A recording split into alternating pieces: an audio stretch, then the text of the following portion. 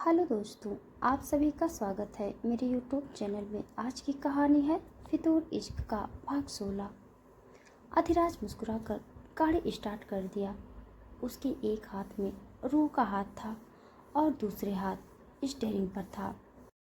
रूह की दिल की धड़कनें तेज तेज चल रही थी इस वक्त, साथ ही उसे शर्म भी आ रही थी। अधिराज अपने कॉन्फेशन के बाद कितनी जल्दी नॉर्मल हो गया था। और एक रूह थी जो अभी भी ब्लश कर रही थी। उसके बाद दोनों बस एक दूसरे को मुस्कुराते हुए शांत ही रही और अधिराज की गाड़ी रूह के फ्लैट के नीचे आकर रुकी। ये देखकर रूह नीचे उतरने को हुई कि अधिराज उसे अपनी ओर किया और बोला, ख्याल रखना अपना और चिंता मत करना, उस आदमी को अब कभी तुम देख नहीं पाओगी। ये सुनकर रूह हैरानी से आंखें फाड़कर, क्या इसका मतलब तुम उसे मार डालोगे? ये सुनकर अधिराज उसके सिर पर 2 उंगली टैप करके मुस्कुरा के बोला, नहीं तो मैं कोई माफिया डॉन थोड़े ना हूँ, उसे मैं जेल भिजवा दूंगा। तो तुम्हें अब उससे या किसी और से भी डरने की ज़रूरत नहीं, ओके? अब रेस्ट करो।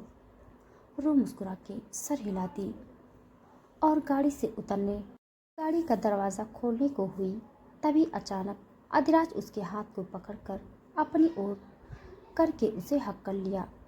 रूह हैरानी से आंखें झपकाती हुई उसके गले लगी रही। अधिराज उसके गले लगे ही बोला, सॉरी, आज जो हुआ उसके लिए। आगे से मैं कभी भी ऐसा नहीं होने दूंगा तुम्हारे साथ। I am sorry and I love you रूह। ये सुनकर रूह मुस्कुराकर अधिराज की पीठ पर हाथ थपथपाते हुए बोली, कोई बात नहीं अधी, मैं ठीक हूँ अब। इतना बोलकर वो अधिराज से दूर होने के लिए उससे दूर हुई, लेकिन अधिराज उसे नहीं छोड़ रहा था। ये देखकर वो शर्म से लाल होती हुई बोली, ये क्या कर रहे हो अधी? कोई देख लेगा, छोड़ो मुझे। अधिराज फिर भी रूह के गले से लगा हुआ था। पहले मेरी बात का जवाब दो, फिर जाने दूंगा। ये सुनकर रूह शर्म से झेपती हुई, बोल तो थी, अब कितनी बार बोलूं, मुझे शर्म आ रही है, हटो, जाना है मुझे अब। बोलती हुई वो अधिराज को धक्का दी पीछे की ओर और तेजी से दरवाज़ा खोलकर निकल गई।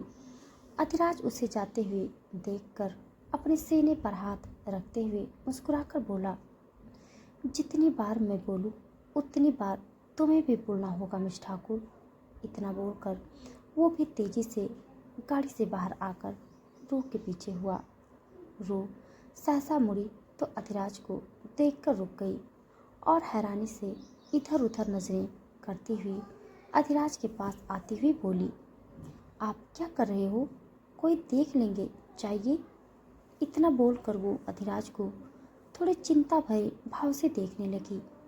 अधिराज उसके सामने रुक के उसकी आंखों में आंखें डाल के बोला, पहले जो मैंने बोला है उसका जवाब दो, बिना जवाब सुने मैं नहीं जाऊंगा। ये सुनकर रूह शर्म से लाल होती हुई अपनी नज़रें चुराती हुई बोली, अधिराज प्लीज। अधिराज रूह के चेहरे को अपने हाथों में पकड़ लिया। रूह की धड़कना चूक गई इस अचानक अधिराज के छुअन से। वो बेचैनी से उसकी आंखों में देखने लगी। अधिराज अपनी आवाज़ में सॉफ्टनेस लाता हुआ बोला, एक बार बोल दो फिर चला जाऊंगा। रूह सब और नज़र करती हुई आंखें बंद करके सांस ली और फटाफट बोली, आई लव यू अधिराज। फिर अधिराज के हाथों को नीचा करके भागी सीधी लिफ्ट की ओर। अधिराज अपने बालों में हाथ फेर कर ये देखकर मुस्कुरा दिया और अपनी आंखों पर गॉगल्स लगा के गाड़ी की ओर पलटा। रूह तेज गति से अपने फ्लैट में आई और धड़ाम से रूम बंद करके बेड पर गिर गई, पेट के बल शर्म से पानी पानी होती हुई। उधर अधिराज गाड़ी में बैठ चुका था। रूह के घर से थोड़ी दूर जाते ही उसकी मुस्कान गायब हो गई। उसकी गाड़ी की स्पीड एकदम तेज हो गई उसके हाथ स्टीयरिंग पर कस चुके थे। उसकी आंखों में तेज गुस्सा दिखाई देने लगा। हवा से बातें करती हुई अधिराज की गाड़ी उसके विला की ओर आ पहुंची। गाड़ी से उतरते ही उसके कदम बेसमेंट की ओर चल पड़े। तेज कदमों से वहां पहुंचते ही उसने अपना कोट निकाल फेंका। बेसमेंट का दरवाज़ा बंद हो गया। उसके आते ही आते अधिराज ने अपनी नज़र सामने करी, जिधर उस आदमी को जिसने रूह के साथ ज़बरदस्ती करने की कोशिश करी थी उसे उल्टा लटकाया हुआ था। अधिराज बिना किसी वार्निंग दिए अपना हाथ आगे किया तो उसके गार्ड ने उसके हाथ में एक चाबुक दे दिया और अधिराज टूट पड़ा उस आदमी पर बेरहमी से। अधिराज उसके खुले बदन पर चाबुक इतनी जोर से मार रहा था कि उसके निशान उभर कर आने लगे थे उस इंसान के बदन पर, और वो दर्द से चीखता हुआ छटपटाने लगा। अधिराज उसे मारता हुआ बोलने लगा, बहुत मर्दानगी चढ़ी है ना, आज तेरी सारी मर्दानगी निकाल लूँगा। मेरी रूह के साथ तूने इतनी घटिया हरकत करने का सोचा भी कैसे? आज तेरी मौत होगी और वो भी अभी ही। इतना बोलकर वो चाबुक को और जोर से फटकारने लगा। आदमी उल्टा लटका हुआ खुद को छोड़ने के लिए गिड़गिड़ाने लगा, माफ़ कर दो, मैं अधिराज ने उसे झटके से ज़मीन पर गिराया जिससे उसकी चीख निकल गई। उसके बाद वो डर से पीछे हटने लगा। अधिराज आंखों में खुन्नस लिए उसकी ओर बढ़ता हुआ एक बार फिर हाथ आगे किया। अब इसके हाथ में एक चमकदार चाकू था जो बहुत नुकीला और बड़ा था। कैसे तेरी हिम्मत हुई उसे टच करने की? इतना बोलकर वो चाकू उसकी जांघों में घुसा दिया। उस आदमी की दर्द भरी चीख निकल गई। दर्द से वो बिलखने लगा। वो अपने दर्द को संभाल पाता उससे पहले ही अधिराज ने चाकू तेजी से बाहर निकाल लिया। फिर से उस आदमी की चीख निकल गई। वो पीछे जाने लगा। अधिराज उसकी ओर बढ़ता हुआ उसके ऊपर झुक के उसे उठाया और वो चाकू उसके पेट के इर्द गिर्द घुसा दिया, जिससे उस आदमी की आंखें बाहर निकल आई। वो अधिराज के हाथों पर मारने लगा। दर्द से तड़पता हुआ खुद को न मरने के लिए कहने लगा। अधिराज उसे दीवार की ओर धक्का देकर उसकी गर्दन को दबोच के चिल्ला उठा, बहुत दर्द हुआ ना? उसे भी हुआ था जब तू ज़बरदस्ती उसे छूने के लिए बढ़ रहा था। वो तुझे मना कर रही थी लेकिन तू नहीं माना। अब तेरे साथ भी वही होगा, ये देख। वो आदमी सिरनामे हिलाने लगा। अधिराज उसे एक बार फिर आगे की ओर घसीटा और फर्श पर धक्का देकर अपनी जेब से गन निकाल के बोला, आज के बाद तू किसी लड़की के साथ ज़बरदस्ती नहीं करेगा, क्योंकि आज के बाद तू दिखेगा ही नहीं इस दुनिया के। इतना बोलकर वो गन की सारी गोलियां उस आदमी में उतार दिया। वो आदमी कुछ देर छटपटाता हुआ उसकी बॉडी से खून की धारा बहने लगी। अधिराज उसे गुस्से से देखकर बोला, गार्ड, इसके बॉडी के इतने टुकड़े करो कि 50 कुत्तों की भूख शांत हो जाए। इतना बोलकर वो बाहर निकल गया और अंदर मरते हुए उस आदमी की सांसें थम गई। अधिराज की ये बात सुनकर अधिराज उस आदमी को दर्द भरी मौत दे चुका था और फिर वो बाहर आया। आकर उसने कपड़े बदले और फिर बाहर निकल गया। इस वक्त वो अपने सीक्रेट प्लेस पर आया हुआ था। आकर उसने पूछा, क्या पता चला उस आदमी के बारे में? ये सुनकर अधिराज का एक आदमी जो अधिराज के दूसरे बिजनेस को हैंडल करता था वो बोला, ज़्यादा तो नहीं लेकिन इतना मालूम हुआ है कि उसने ये काम किसी के कहने से किया था और इसके लिए इस गवार आदमी को काफ़ी बड़ी रकम दी गई थी। इसके अकाउंट में काफ़ी ह्यूज अमाउंट ट्रांसफ़र हुई है कल। मालूम नहीं हुआ किसने किया है। नहीं सर, हमने बहुत कोशिश करी लेकिन उसने कोड यूज करके प्राइवेसी से ये अमाउंट ट्रांसफ़र करी है। अधिराज सर हिला के बोला, ठीक है, फिर भी ट्राई करते रहो। और रत्नागिरी का क्या हुआ? वो अब ठीक है सब? उधर जो लोग थे वो हमारे मॉल को नुकसान पहुंचा रहे थे, वो गिरफ्त में ले लिया है। रुद्र सर का आइडिया काम कर गया। रुद्र का जिक्र सुनते ही अधिराज के दिमाग में रुद्र का फेस घूम गया। वो बाहर आया और रुद्र को कॉल लगाया। कुछ ही देर में रुद्र ने कॉल उठा लिया। रिदु, अधिराज के मुंह से रिदु सुनकर उधर रुद्र मुस्कुरा दिया और बोला, हाँ भाई बोलिए, कैसे याद किया मुझे? तू ठीक है? मैं एकदम ठीक हूँ, टन हूँ। मुझे क्या हुआ है आप ये बताओ, उधर सब ठीक है? अधिराज सिर को हिलाते हुए गाड़ी में बैठते हुए, हाँ सब ठीक है। और वो रूह। अधिराज रुद्र के मुंह से रूह का नाम सुनकर एक पल चुप हो गया। ये देख उधर से रुद्र, हेलो हेलो अधिराज, तुम सुन रहे हो? रुद्र की तेज आवाज़ सुन अधिराज अपने चेतना में लौटते हुए, हाँ सुन रहा हूँ। चिल्ला क्यों रहा है उधर? रुद्र दांत दिखाते हुए, आप जवाब नहीं दे रहे थे तो हो गया तेरा, तो मैं रखता हूँ, बाय। ये सुन रुद्र तुरंत, नहीं सुनो तो। क्या है? अब अपना ख्याल रखना और गुस्सा कम करना। रुद्र के मुंह से ये लाइन सुनकर अधिराज हल्का सा मुस्कुरा के, तू भी ध्यान रखना अपना, रखता हूँ, और कॉल कट कर लिया। उधर रुद्र मोबाइल को हाथ में घुमाते हुए, लगता है वो बिजी भी। रूह ठाकुर को मुझे कॉल करने से रही, मुझे ही करना होगा उसे कॉल। चल बेटा रुद्र, आज तक लड़कियां तुझे कॉल करती थी और आज तू किसी लड़की को सामने से करने जा रहा है। Well done Rudra, well done. इतना बोलकर वो अपना मोबाइल लिया और उसमें देखा रूह का नंबर। देखकर कुछ देर सोचा और फिर लगा ही दिया उसने कॉल इंडिया में। रूह जो इस वक्त सोई हुई थी, वो अलसाई आंखों से मोबाइल लेने के लिए हाथ बढ़ाई, तभी फ्लैट की। रूह एक नज़र मोबाइल को देखी, फिर अननोन नंबर था। ये देखकर रूह उसे इग्नोर करके पहले दरवाज़ा खोलने के लिए उठी। सुना तुमने? हाँ सुना।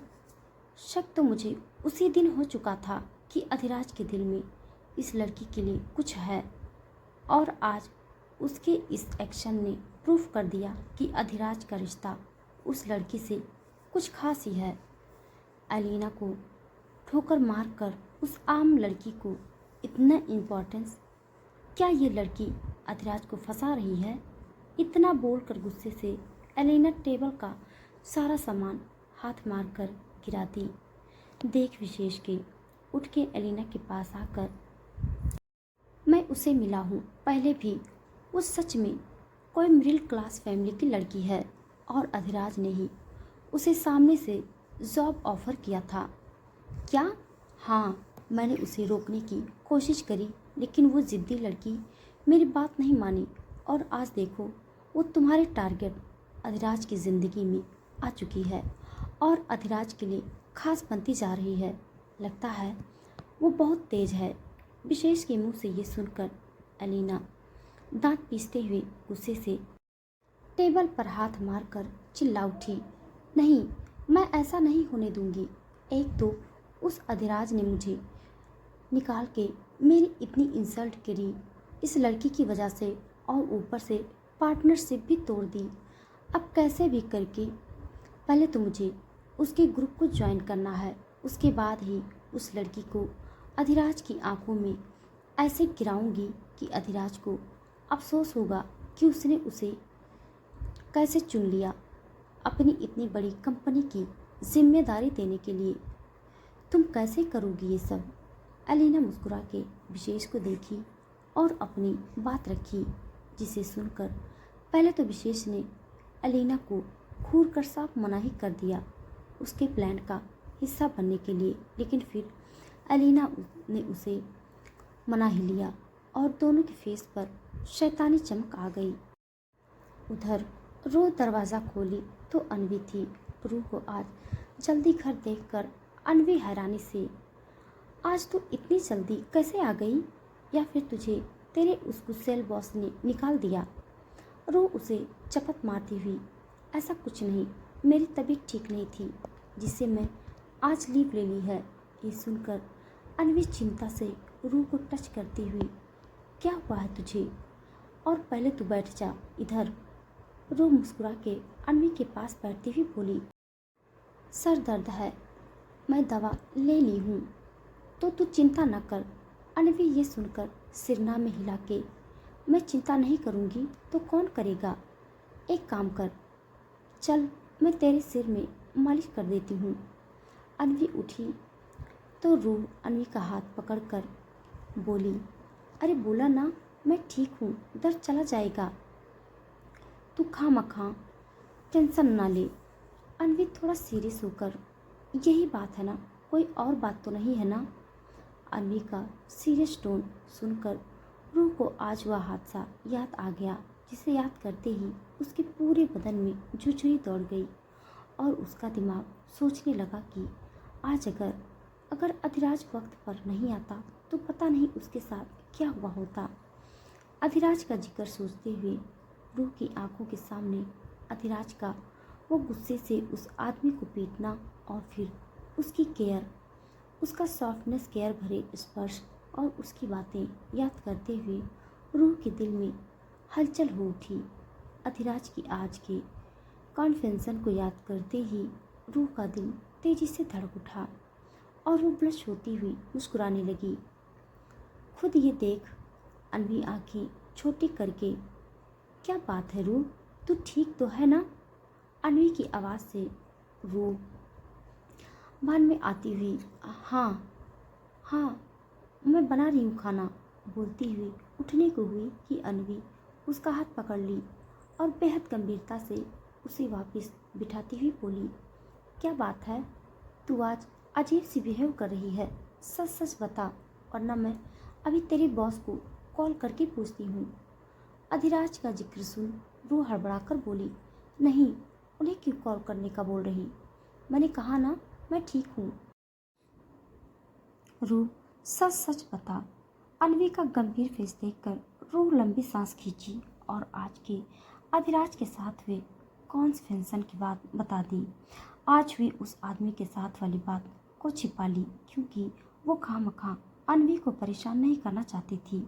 साथ ही उसे कहीं न कहीं डर था कि वो अन्वी उसे उस जॉब को छोड़ने की जिद करेगी, जो रूह को नहीं करना था, क्योंकि उसे अधिराज के साथ उसके पास उसके सामने रहना था। अगले दिन रूह ऑफिस में नहीं आई थी आज अभी तक। अधिराज, जो कल के कॉन्फ्रेंसन के बाद बहुत खुश था अंदर से, जिसका असर उसके फेस पर भी दिख रहा था, आज वो सबसे पहले तैयार होकर ऑफिस आ चुका था। आकर उसने सबसे पहले चौकीदार की ओर अपनी कार की चाबी उछाली और मुस्कुराते हुए बोला, इसे पार्क कर दो अच्छे से। ये देखकर गार्ड हैरानी से सर हाँ में हिला दिया और अपने बॉस के बदले अंदाज को देखकर खुद से बोल पड़ा, ये सूरज किस ओर से आज उग रहा है? आज से पहले तो सर कभी इस तरह से बिहेव नहीं करते थे। अधिराज आदत मुताबिक लंबे कदमों से अपनी ऑफिस में आया और अपनी कुर्सी पर बैठकर सर टिका के आंखें बांध करके मुस्कुराकर बोला, ओह मिस ठाकुर, तुमसे मिलकर मैं बदलता जा रहा हूँ। तुम्हारे लिए मैं खुद को कंट्रोल करना सीख गया। तुम्हारे लिए मैं खुद को शांत रखने लगा। तुमसे जुड़ी हर बात मेरे लिए खास बनती जा रही है। तुमसे दूर रहकर अच्छा नहीं लगता इस दिल को। तुम्हें देखे बिना चैन नहीं आता इस दिल को। ये कैसा जादू कर दिया तुमने अधिराज सिंघानिया पर। खुद से बोलता हुआ वो मुस्कुरा रहा था। तभी बाहर से वंश उसकी केबिन में आया। सर, आपने बुलाया मुझे? उसकी आवाज़ से अधिराज ने सर उठाया और उठकर खड़ा होकर बोला, एम्प्लॉयज़ आ गए सब? जी, 2-3 नहीं आए, बाकी सब आ गए। अधिराज ने सर हिला के पूछा, और रूह? जी, वो नहीं आई अभी तक। ये सुनकर अधिराज कुछ पल सोचा और फिर बाहर की ओर आया। उसके पीछे वंश भी।